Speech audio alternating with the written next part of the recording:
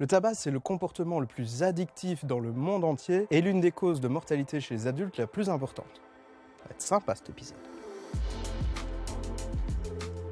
Il tue 18 fois plus que les accidents de la route et 7 fois plus que les suicides. Et en moyenne, un fumeur va vivre 7 ans de moins qu'un non-fumeur. Alors si tu es cynique, tu pourrais te dire que le tabac, ça rapporte à l'État. Et c'est vrai, environ 3 milliards de recettes par an. Mais le tabac, ça coûte aussi beaucoup à l'État. Il y a des frais directs, indirects, et puis des frais qui sont un petit peu cachés, qu'on appelle les frais invisibles, liés au décès prématuré des gens. Les frais directs, c'est à peu près 600 à 615 millions d'euros. Ce sont les frais d'hospitalisation, par exemple. Les frais indirects, c'est par exemple la baisse de productivité. Ouais, t'es pas en train de travailler quand tu prends ta pause clope, et ça s'élève à 745 millions d'euros annuels. Et puis on estime qu'il y a environ chaque année 12 milliards de coûts invisibles qui sont liés, comme je l'ai dit, au décès prématuré des gens qui fument de trop. Allez, encore un chiffre. Aux États-Unis, c'est une personne sur 5 qui décède à cause du tabagisme. Et donc la question du tabac, ça pourrait permettre de sauver des millions de vies et des milliards d'euros chaque année. Alors pour comprendre comment ça se passe, les neurologues ont étudié la zone du cerveau qu'on appelle le cortex préfrontal, principalement chez les adolescents, parce que l'addiction à la clope peut démarrer à l'adolescence. Et les images du cerveau ont montré que chez les gens de 14 à 16 ans qui avaient commencé à fumer jeunes, il y avait moins de cellules grises dans la zone du cortex préfrontal qui s'appelle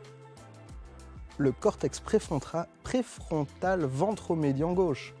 Une zone qui est associée justement à la prise de décision rationnelle et à la gestion de nos instincts.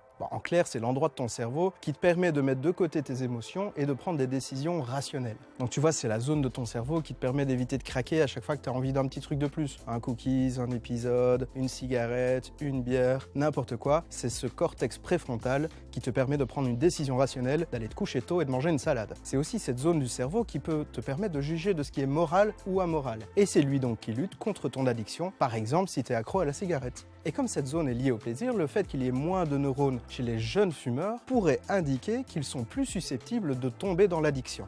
Alors c'est chouette, on sait maintenant quelle personne est plus susceptible de devenir addict à la cigarette, et qu'est-ce qu'on en fait? Alors là encore, les médecins ont une solution. Ils proposent de créer et de fournir des solutions qui sont non médicamenteuses et qui ne sont pas dangereuses pour le corps, mais qui apportent le même plaisir que l'acte de fumer. Alors les médecins sont très intéressés par ce diagnostic précoce et ils sont en train de regarder si d'autres addictions que le tabagisme peuvent être détectées dans le cerveau des plus jeunes. Donc si tu es fumeur et que tu n'arrives pas à arrêter, c'est peut-être pas entièrement de ta faute, c'est à cause de ton cortex préfrontal. Par contre, si tu veux arrêter, consulte ton médecin et ton pharmacien et je suis sûr que tu vas y arriver. Et n'oublie pas, la science est toujours avec toi.